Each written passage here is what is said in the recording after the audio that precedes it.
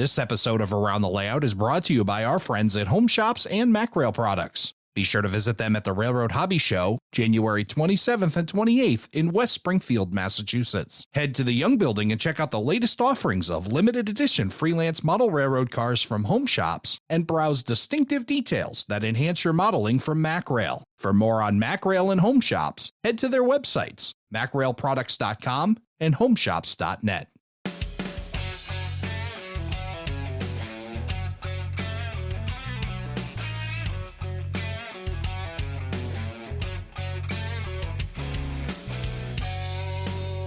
Hello, everybody, and welcome to Around the Layout, where model railroaders come to tell their story. My name is Ray Arnott. So glad you could join us. I am so thrilled to have with me the head of the Amherst Railway Society's Railroad Hobby Show, John Sacerdote. John, welcome to the show. Hey, Ray, thanks for having me here. And it's a mouthful of a name, isn't it? When you talk about Amherst Railway Society's Railroad Hobby Show, that's a mouthful. There's really nothing to criticize about the show, maybe except for the length of the name. So if that's the only thing that we can kind of pick on, then I think we're doing all right. So no, it's easy to remember, and so many nicknames for it, right? Oh gosh, yeah. The Big E Show, the Big Show, the Springfield Show. Yeah, there's a lot of, and it's not even in Springfield; it's in West Springfield. I get it, and as long as people know and show up, you could call it whatever. That's right. That's right. You can write and scribble on the ticket and write what you want on there. It is. And then the analogies continue to build. I was trying to explain it to somebody and I said, it's like the SEMA of model railroading, or is it the Consumer Electronics Show of model railroading? But nonetheless, it has become really the bucket list event for people. And it's just amazing as I talk to folks from around the world say, I got to get myself to West Springfield. It's funny you say that, because everybody is using the phrase bucket list now. Yeah. And I was on with NMRX a couple weeks back, and the host is from Australia, who is coming along with a fairly good-sized contingent of folks, and they mentioned it as a bucket list show. I was also threatened about the weather. I'm not coming all that way to put up with some snow because it's their summer down there right now. So, exactly. So we're hoping for good weather. I've been looking at the Farmer's Almanac and everything I could get my hands on, and so far it's holding for that weekend. So, knock on wood. Well, we're recording this on January 8th. We just had a little bit of a snowstorm this past weekend here in Connecticut. John's in Connecticut. I'm here in Connecticut. So it's we're hoping maybe that just got it out of Mother Nature's system and we can go a little ways. That's what I'm hoping for too, Ray. Yeah, we got about 10 inches, but up in West Springfield, Agawam area, I was just up at Six Flags today to talk to them about partnering on a couple of things. They got 13 or 14 inches. I said, geez, you guys are in a snow belt up here. So. Yeah, we got that little dry spot. We only got a few inches of snow. And, even when we had that snow year a couple of years back, it was a lot of snow, but it was still doable and still had a decent amount of folk that showed up even through the snow for the show. My hat's off to the Big E folks, because they clear and plow rather quickly when there's stuff going on in the winter during a show. So they do a great job of keeping everything moving. So it's good working with them. Actually, they're a lot of fun, and they treat us really well. Yeah, well, that adds to it. Awesome venue, good location. There's a multitude of things to do in and around the show as well. So let's talk a bit about how this all came to be. I know last year we talked a little bit about this, but for anybody who missed last year's preview show, why don't you just give us a little bit of the history of how the Amherst Railway Society Railroad Hobby Show came to be?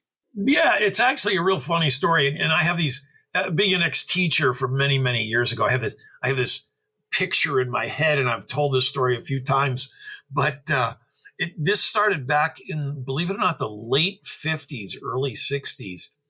And it started with a bunch of college professors, some grad students out of UMass Amherst. And I just picture them in a faculty lounge, right? And they're all sitting around talking, and all of a sudden someone says something about a model railroad. And another guy says, wait a minute. you play with trains, so do I. Yeah. And that's really how it started. There's a lot of truth to that. And so it turned out between all of them, there were 15, 20 of these guys, including grad students. So they decided, hey, let's get together and let's show off each other's stuff to one another. Right. It was a closed affair, so one of the professors says, yeah, we could use the agricultural room, or the chemistry lab or whatever. So that's how it all started. And it started to spread. And soon people from not in the group wanted to see what all this stuff was. So they did originally start taking donations out of one of the classrooms. And it did eventually move to the student union. And they were taking $2 donations way back then. And they finally, in the late 70s, after 10 plus years of this, said, we're outgrowing this space. Yeah. And so they said, well, let's, because it was zero expense back in those days. They said, let's bite the bullet and rent a spot at the Eastern States Exhibition Fairgrounds. So they actually rented the New England building, which is now all used for storage. They were there for a couple of years, and they carted, believe it or not, they trucked tables down from UMass, down for the show and back, just because they were trying to save some money. But I can remember the guy that was in charge back in those days saying, I brought all the money home from that first night, and it was like over $2,000, which is like, for them, it was like, oh my gosh, what are we going to do with all this money? Right. So it grew after a couple of years from the New England building. They said, let's move into the Better Living Center. We need more space. So back in those days, they actually had a curtain that ran across the Better Living Center. They rented half of it. And I think I'm not sure if that lasted 1 or 2 years. Then they took all of it. And then they took the Young building back when it was still a cow barn. And I can remember way before I was involved, walking into the Young building, that first breath actually took your breath away. It was like, whoa, are the cows still in here or what? So it was pretty funny. But honestly, you'd get used to it after about 2 inhales.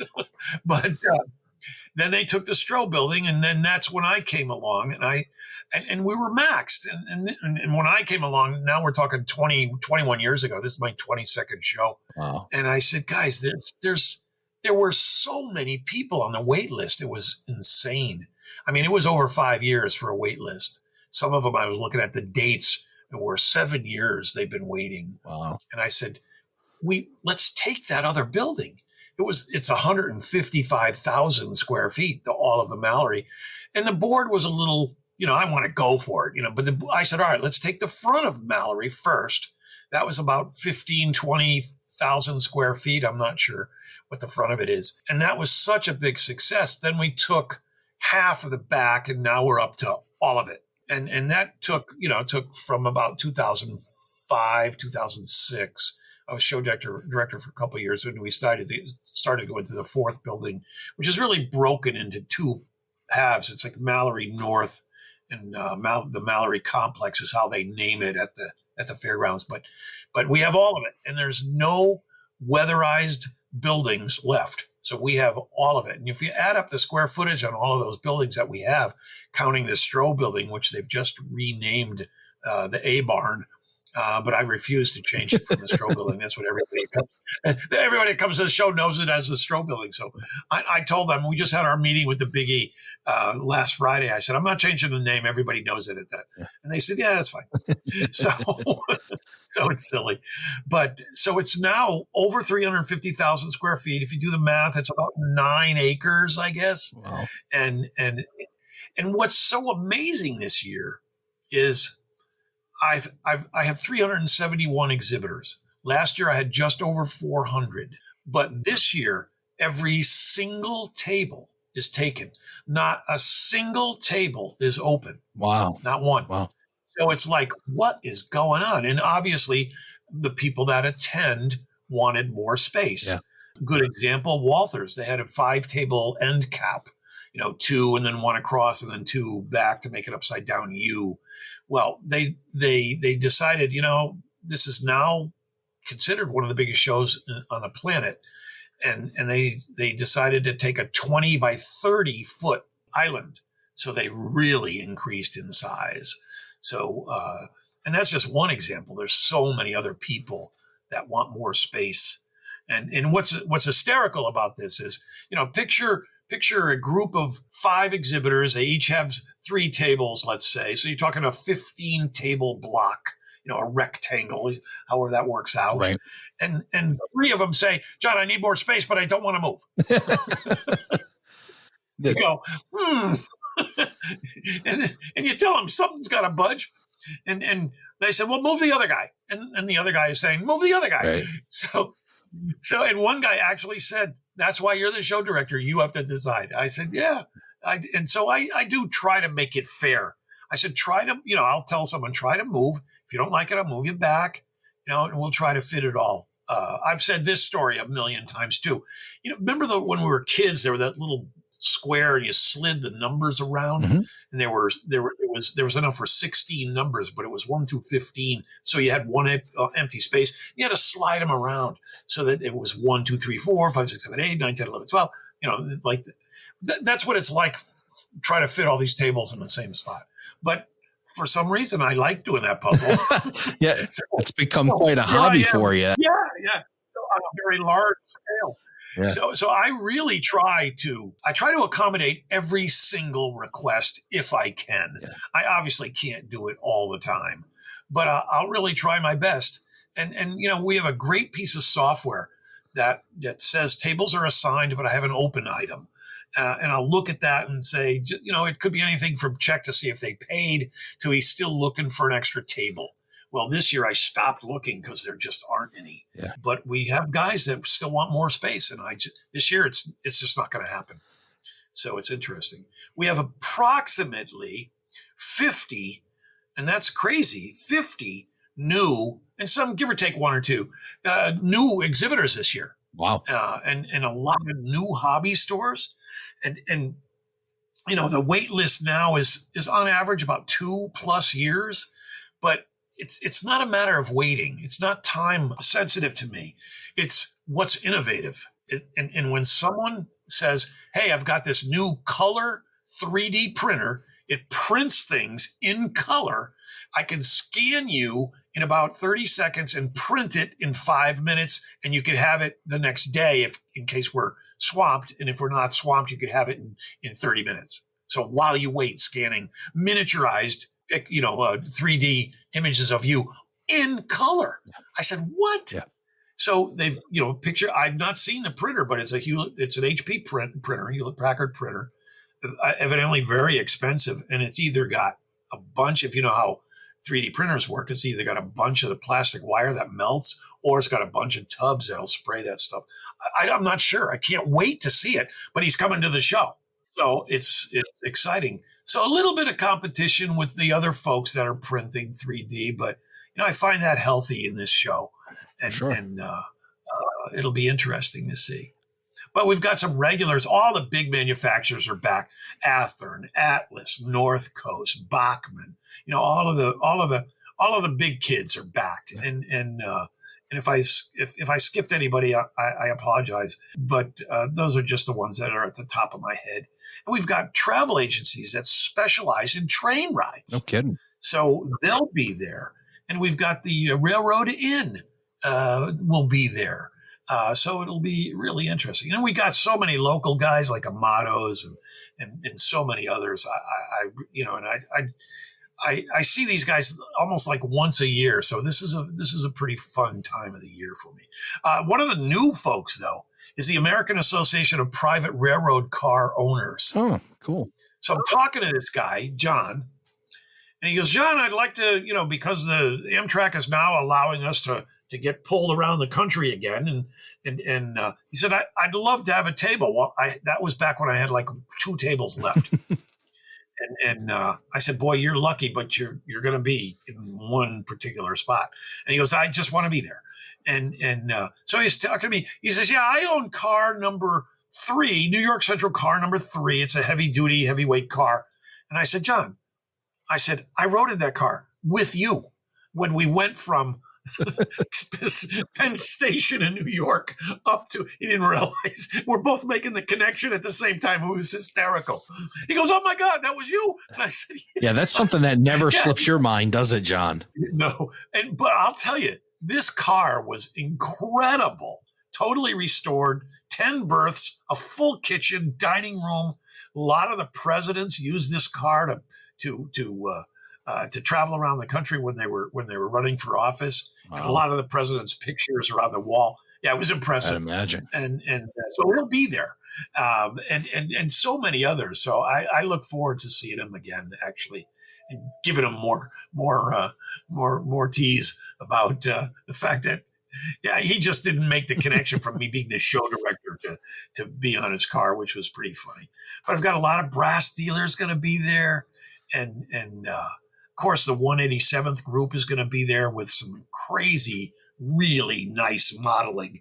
They do well. And that's another little story in itself, in that they were using my room blocks and having their own convention. And I had called the president way back when, and the president says to me, he says, hey, how much trouble am I in? And I said, you're not in any trouble. I said, this is fantastic. Yeah. I said, why don't you exhibit in our show rather than take a small exhibit hall in the hotel you're in? He goes, serious? And I said, yeah. So that came to pass. And see, all I care about is promoting the hobby. That's all I care about. That nothing else really bothers me. Everything else, we can make it work. I love that outlook, that you look at it as not just fill the show, right? Like, just get it, whoever signs up, first come, first serve, grab a table, whatever. Your mindset is on, how can we put together the best production possible with the most entertainment value for the show, the things that we want to see, and the variety of things. Like I said, it's not just a railroad, it's a railroad hobby show. It's the hobby of railroad, whether modeling or, like you said, passenger cars. And I know I've seen Vermont Railway there, and just you said the travel agencies and the destination rail fan places. And you've just got the whole gamut covered with the show, which makes it that much more enjoyable to attend. Thanks. Yeah, there's a couple of folks, there's a woodworker coming this year, and I saw his work, and I said, and he makes a lot of other stuff like cutting boards. And I said, you cannot bring any of that stuff. He goes, what? I said, railroad only. That's what makes this show what this show is. And we have a jewelry person who makes really cool railroad, necklaces, earrings, and a couple other pins and stuff. I said, only the railroad stuff. We'll ask you to take the rest of the stuff down. And they said, no, and they're agreeable. They said, let me stock up and make more of that stuff. And I said, great. But that is a big part of what makes the show that it is. Well, first of all, we can't sell food because it's in the contract that the Big E is in control of that. But, I've been to other shows down in Edison, New Jersey over the years just to check them out and see if I could learn something. And I do almost every time. But, I see people there with preserves and pickles and pickle this and pickle that. What's that got to do with trains? Right. And that just, to me, is not the direction we ever want to go in. I'll give up a building before I try to fill a show with just anything. You're right. So exactly what you said. Yeah. It's got to be about this hobby, or I don't want to know. And when you say the hobby, I don't, like you also alluded to, Ray, it's not just about models. It's about people that have an interest in anything railroads. Yep. Yeah, if you want to see that stuff, go to the Big E when it's the actual Big E. They got plenty of that stuff. There you go. Plus windows and siding vendors and all the other ones that you want to see that are non-model railroad related. This is about going to the Big E for trains. Yeah, I get asked every year, hey, can we be there? We won't charge, we won't sell, but we actually just take names about our replacement windows. And I go, no, sorry. I had a guy one year. He really was good. He wanted to be in the show, and he sold space heaters. I said, what? He goes, yeah. He says, these are great for railroad layout rooms. And I go, No. Yeah. Yep. I'm sure they Yep. are, but no. Yeah. So he knew the routine. It was so funny to listen to him. He was a good sales guy. Yeah. I said, Reaching. Yeah. yeah, it's a stretch, but Yeah. no. So it was pretty funny. And one of the other things we talked about, some of the vendors and the things that you can see, and obviously the those that are exhibiting. But another cool thing about being able to go to the Railroad Hobby Show is to learn. And I know one of the nice things is the clinics that are put on. Tell us a bit about that, John. Oh gosh, yeah. Clinics abound, and so we have for an extra fee, frankly, but it gets you a 2-day pass to the show for free. We have 2 days of clinics on Thursday and Friday, and they are jam-packed this year. A couple of them repeat. There's a lot of hands-on clinics. A lot of our vendors found out about it and want to show how to build some of their models, how to weather things. So all kinds of great stuff, how to use DCC, how to use Arduinos, all just everything you could think of. And that's posted on our website, railroadhobbyshow.com, under clinics. But also there's clinics that are taking place during the show. And this year, there's, it's remarkable. It's almost like people are discovering us finally. And I've had a couple of people say, hey, I want to give a clinic. I said, we're full. So there's 4 clinics a day. And I like having one regular, and it's the folks at JMRI, because they always give an update about what's new, how to do things, how to change things. And this is from one of the authors of the program. Oh. So he knows what he's talking about. So we've got that. And then we've got a couple of people that are talking about how to build a railroad, a freelance railroad, how to do a couple other things. And there's going to be a 2-rail O-scale specialist, just to mix it up a little bit. So if you check the clinics, not only does it talk about the 2 days prior to the show, but it also talks about the in-house clinics. And that's in the clinic room that's in the Young building. And that's not to mention all the other people like Hot Wire Foam Factory. So they'll be there and they're going to show how you can cut with their tools. I have a set of their tools for when I'm using foam, and it sounds like a commercial now, but they work really well. So it's really cool. And Bar Mills, yeah. Yeah, they give clinics, Scenic Express. They give clinics on how to weather, how to do things all day long. And they've got like a little space where there's an audience. So there's all kinds of clinics going on in the show. And even the folks at 187th Group, they're going to be working on stuff as they exhibit other things. So in the Mallory building, last year we had 15 to 17 foot aisles. Well, we had to redo the entire building. They're down to 10, 11 foot aisles, except for that center walkway, which you can't put anything in anyway. Right. That's about 15 feet wide. But in that building, it is jam packed. And there's like 20 layouts in that one building alone. Awesome. And some of them are huge. Yeah, the Reading Group is back there. Again, their layout is like maybe 15 or 16 by 160 feet. And the New Hampshire Garden Railroad folks, they expanded. So they're now 90 by 90, give or take a few feet. Wow. But there's so many layouts back there, Ray. It's going to be a lot of fun. Maggie the Clown, who has a following of her own, she'll be there. The Lego layout this year, a little history with Lego, 20 by 20. And then a couple years later, 20 by 30.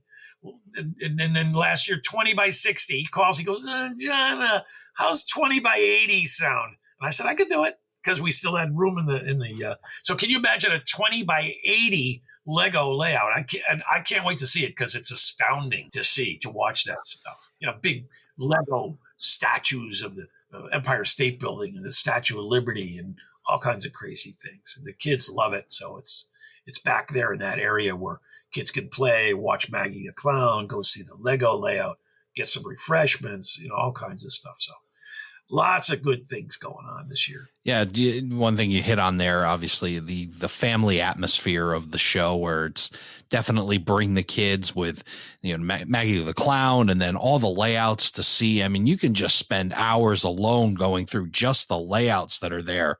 and looking at the fine work that these folks have done to bring their layouts out to West Springfield to share with everyone. Yeah, I don't think you could see the whole show in a day, and I wonder if you could see the whole show in 2 days if you stop and really look and see what every exhibitor is doing. Right. It's pretty tough, but a lot of these exhibitors that don't want to move because they have a following that people know right where they are. I moved a guy who was very close to Bowser. And because he has he takes a lot of the Bowser locomotives and reworks them and details them and weathers them. I had to move them because of the spacing, and we had to change a few things around for the fire marshal. And he just called me up. He goes, "John, you can't do this to me."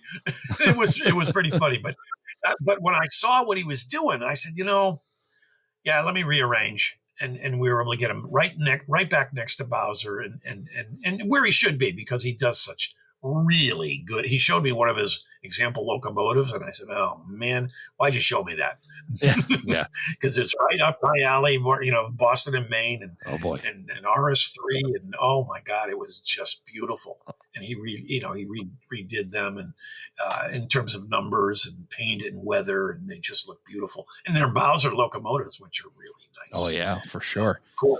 Yeah, it's amazing. And one of the other things that you hit on that I also enjoy is, we talk about the hobby, the HO is king, blah, blah, blah, blah, blah, as far as the quantity, but you got it scales covered. I mean, not only you're talking about, scales from, there's plenty of coverage of N, there's plenty of coverage of O scale, there's plenty of coverage, obviously HO, and then you got Lego, you've got all these variety of things to see. So it's not just the same thing over and over.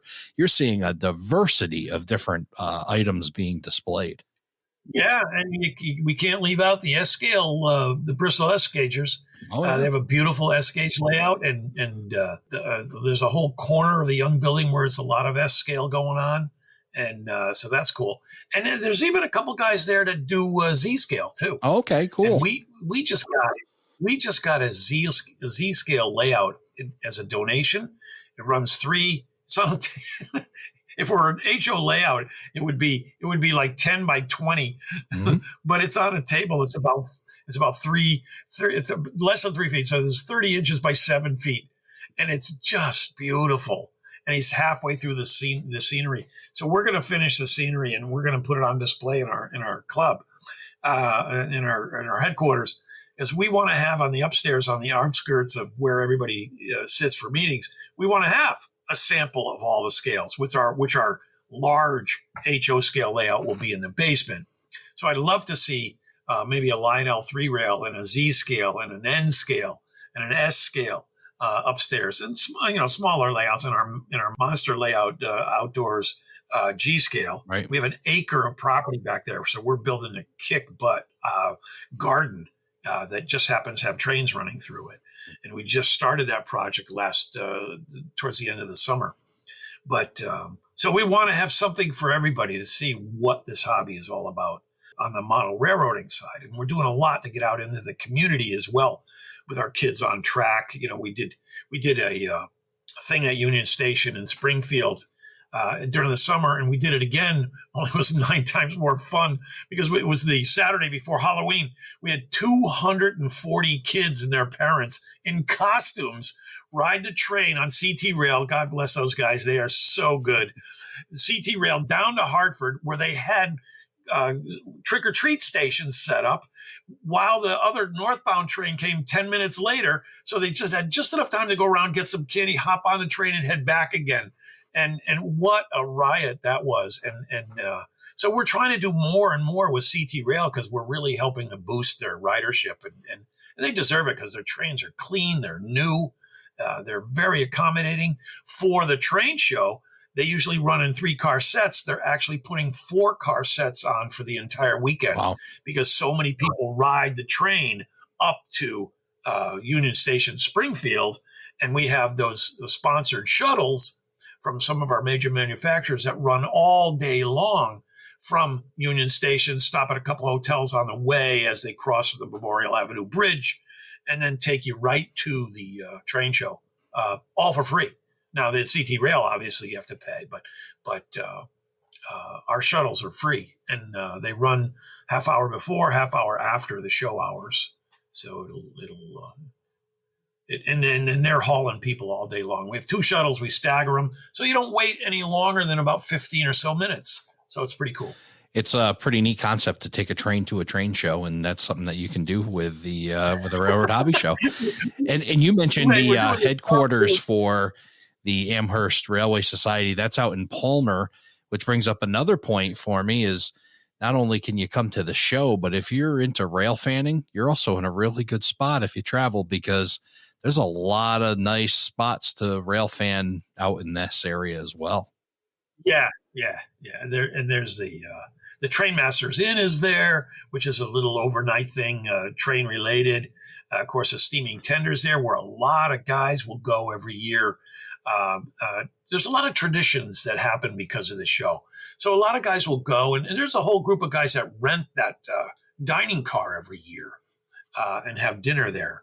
And honestly, I'm not sure if it's going to happen this year, because someone told me they're turning that into a sleeper car. And I said, I don't know. I didn't hear that. I'll have to talk to the owners about that and see. But if that's the case, that tradition will be broken. But then they just go into the restaurant and stuff. So, but yeah, there's a lot of stuff going on all over the place, all because of this. And the other thing we've noticed this year, and I just pray for good weather, is for the first time ever, we've had 4 or 5 of our major hotels just outright tell us, stop, we're full. And the Sheraton Marriott downtown is absolutely full. They got an edict from their vice president that said, don't sell any more rooms. It's absolutely full. And the La Quinta downtown, the Marriott, all of the Hampton Inns, all full. And we've never seen anything. And now we're getting close, but this was before Christmas. I've never seen that many hotels sell out that fast. And guys were asking me, some of our exhibitors, John, you got to get me a room at the Sheraton. I can't. They don't. All of the rooms that they save for emergencies are gone. I've called in all the favors I can. There's just no space left. Wow. So, but there's still rooms out there. You just have to look at on our website, railroadhobbyshow.com. There's a tab. It says attending the show, and then there's a little bookmark that says accommodations in the area. If you click on that, it takes you down to that portion of the page. The hotels that we know of for sure that have been confirmed actually say this hotel is sold out. So there's a couple of them that are already sold out. I started looking at it a little bit, and boy, I mean, it's not just the Springfield area. It's amazing. You must be the best friends of these hotel proprietors, because they must love the Amherst Railway Society show, because I mean, it's beyond that, out to Chicopee and beyond, and then down towards Enfield, and it spreads all over that greater Springfield area where the hotels are selling out. This time of the year, it's honestly, for the hotel world, it's pretty much dead. And so the fact that we take the entire hotel for actually some of them for 4 days, a lot of them for 3 days, Friday, Saturday, Sunday, because some people want to go home on Monday, but they love us. They really do. And I'll tell you one funny story. Oh gosh, 5 or 6 years ago, I'd just gotten back to my hotel room, and I put the news on because I like to see if our ads are going to play. Right. And, so I was on a local affiliate, and there was a big fire in Springfield. And what was funny about it, not the fire, of course, but at the end of that segment, the woman broadcasting said, the Red Cross is trying to find these people homes, but the hobby show's in town and there's no hotels available. My voice was read into that, of course. Yeah. But I sat there and I went, I'm advertising with these people. Did I just hear that? Well, if we knew there was going to be a fire, I guess we could have, we would have left 4 rooms open, but we didn't expect this. It was so funny. So I called the next morning and I said, I have a problem. And he goes, what's that? This is our sales guy. I said, do me a favor. You call me back after you play this segment about the fire last night. He called me back and he said, John, I cannot believe this. And I said, take care of me in the future, which they did. Yeah, that's good. That's good. So it's funny. But there's so many of the, and honestly, did it really bother me that much? Nah, just I can't believe they let it out. But I'm easy to get along with, but geez. Yeah. So I have so many of those kinds of stories. It's ridiculous. There's a million of those stories that always end up, being all right. It's funny. Well, when there's not fires, I know that this show has a major economic impact in that entire area. We talked about hotels. We talked about restaurants. We talked about all the other things. I'm sure the attendance for the Springfield Thunderbirds game on Friday and Saturday night may go up because it's yet another thing to do within Springfield. Go check out the American Hockey League in town. It's actually on our website. Yeah. So if you go to the Thunderbirds for I'm not sure if they're playing Friday night, but I know they're playing Saturday night. And the tickets are like 30% off or 20%. I forget. It's a substantial discount to grab tickets through the connection they do. And every year we try to do something with them if there's a home game in town. But another quick story. A woman contacts our marketing guy and me at I'd say maybe in the spring of last year. And she said, my husband goes to the show and I really don't have that much to do with railroading, but I know Yankee Candle and there's all kinds of the shops up there where you could buy quilting materials and knitting materials. And she was in this one shop, this material shop, knitting material shop or what have you.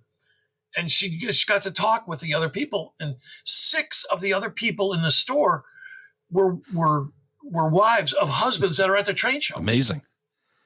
And I said, whoa. So she said, why can't we do something for the likes of us? It could be husbands or wives that, their spouses are at the train show and they want to do something else.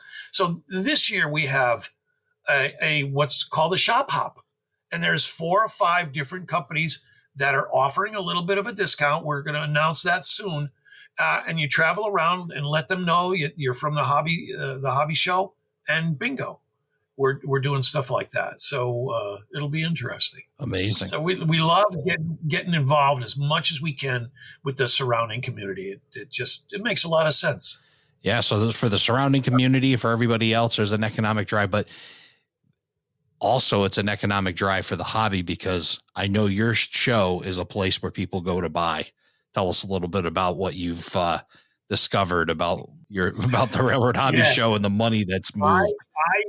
I brag that it's the largest dollar grossing train show in North America, as well as the largest physical size train show in North America. And the way I tried to back that up is 2 ways. There's 8 ATM machines on the premises. 6 of them have single trays. This is a little lesson in ATMs. And 2 of them have double trays. Each tray holds $60,000, in different denominations. There's more detail to it than that. But they're empty after a day when there were just 4 of them. Amazing. So they added the other 4, and now they're empty by the end of Sunday. Now, if you do the math, that's $500,000 in cash. Yeah. But the way I really could substantiate it is years ago, I wanted to know from all the tax that was collected, I wanted to back into the sales. So I was able to figure out how much tax was collected, because everybody that sells stuff there has to have a tax number. Everybody, even we do, even nonprofits, because if you sell anything in Massachusetts other than clothing, it's taxable. So when I heard that there was about $480-something thousand in tax collected, if that's 6.5%, remember the cross multiplying when we were in 8th and 9th grade math. So if 6.5% is $500,000 or just shy, then 100% was over $10 million. So we're talking craziness. Amazing. So between the empty ATM machines and how much tax is collected, And I can't substantiate that anymore because they do all that a little bit differently. But back in those days, I said, and this was probably 7 or 8 years ago. So I was astounded. Yeah. So, and that's why we have guards but there's actually guards 24/7, but especially at night. And that's why we close the building on on Saturday night, promptly at 6, giving people an hour to replenish or what have you. But we're open a little bit later the following morning. So they still have 2-3 hours before the show to restock. And we have great partners like Hobby Time. They're open on Saturday night. So you could drive down to Hobby Time and purchase more stock and bring it back up to the show. How smart is that of Hobby Time? I think that's really, really cool. Yeah. Smart, and it helps support it. Oh yeah. It's just the right thing to do, and everybody loves it. Yeah. So there's that kind of stuff going on. So it's there's a lot of that, but with the night guards, years past, I haven't seen them lately, but I try not to stick around past the midnight shift. But one year I was there past midnight, and a guy brought a Doberman and a Rottweiler with him. And I said, ooh. And he goes, yeah, don't even bother trying to pet them.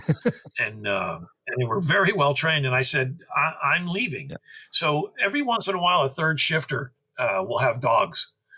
So you don't want to be in the building during those times. No. But what's fun now is there's also now virtual railfan streaming cameras all night long. Yeah. And one of the funniest things I'd ever seen is the first year they did that, I got back to the hotel, another one of those 11 o'clock nights, and I said, oh, let me see the streaming cameras.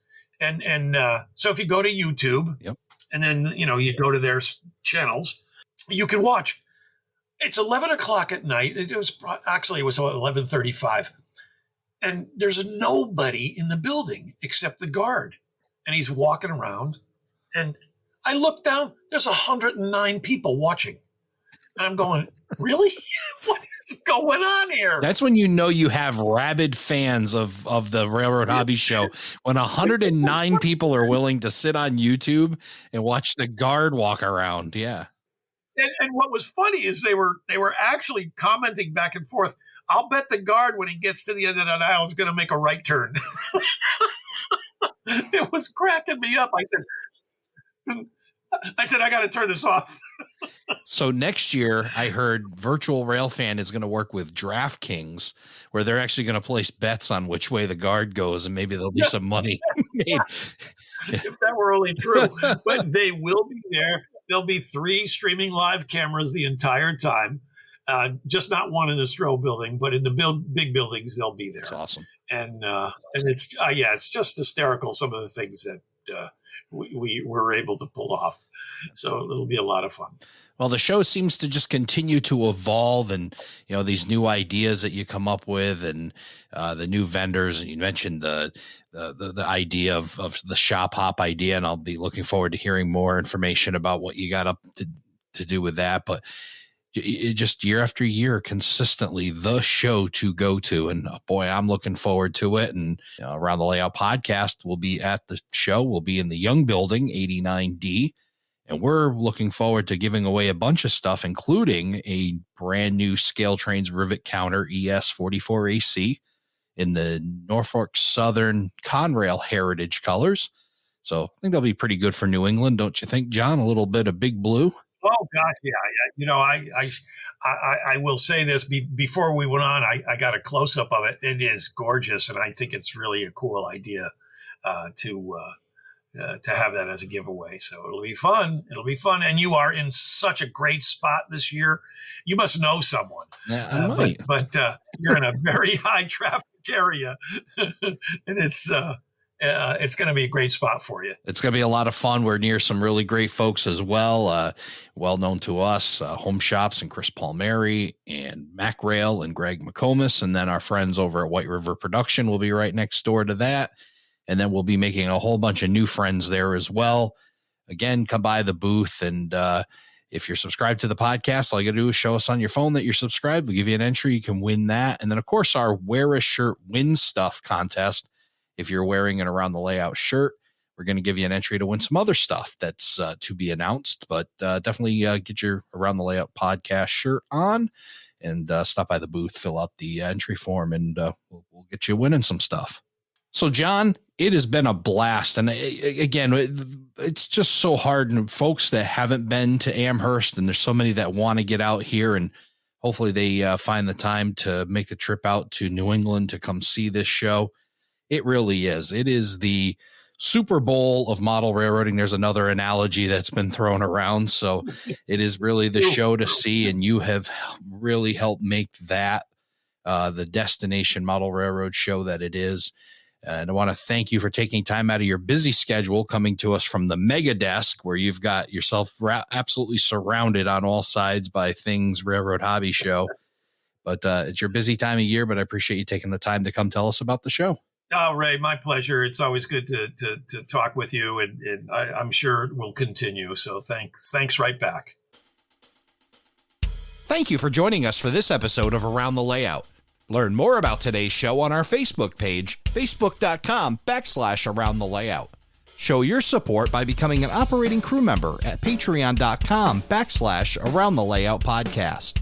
Past episodes and more can be found on our website, aroundthelayout.com. And send us your feedback, aroundthelayout@gmail.com. Thanks for hanging out with us around the layout. It's Railroad Hobby Show time, the largest train show in North America. This year's show will be educational, it'll be inspiring, it'll be fascinating, and it'll be entertaining. Join Maggie the Railroad Circus Clown and friends. Over 350 exhibitors, over 50 operating railroads in 4 buildings. You're not going to want to miss it. The Railroad Hobby Show. And don't forget to bring the kids, like she said.